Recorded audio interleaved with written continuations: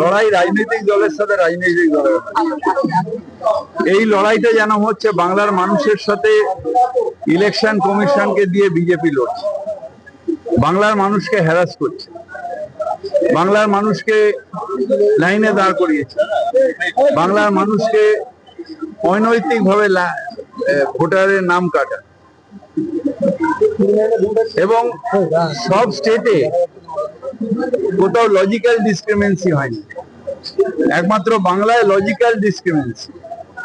এর নাম করে চ্যাটার্জি আর চট্টোপাধ্যায় কেটে দিচ্ছে, মোহাম্মদ আর এমডিতে কেটে দিচ্ছে, এইভাবে বাংলার মানুষের অত্যাচার করছে। এবং আজকে একটা লিখেছে,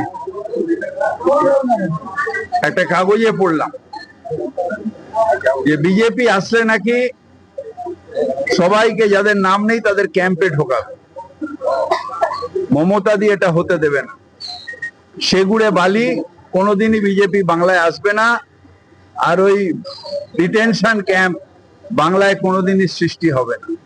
তাই যতই করো ফন্দি তৃণমূলকে আটকাতে পারবে না। আপনি তো দেখছেন, আমার সাথে ঘুরছেন, মানুষের রেসপন্স প্রত্যেকটা বাড়িতে, একটা জায়গায় আপনি পাননি এতদিন আমাদের সাথে 7 দিন ঘুরছেন, যে মানুষ কেউ বিরক্ত হচ্ছে, হয়তো ছোটখাটো কেউ এই বাড়ির সামনে একটুখানি এটা জলটা জমছে একটু দেখে দাও, নালিটা ঠিক নেই, কি একটা পুরনো গাছ, বাবা এটা বড্ড কষ্ট পাচ্ছি কেটে দাও, এই টুকটাক।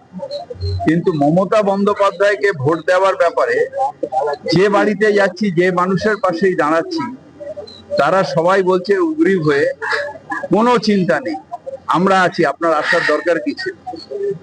তাই মমতা বন্দ্যোপাধ্যায় আমি বিশ্বাস যে অনেক ভোটে এই ভবানীপুর কেন্দ্র থেকে জিতবে।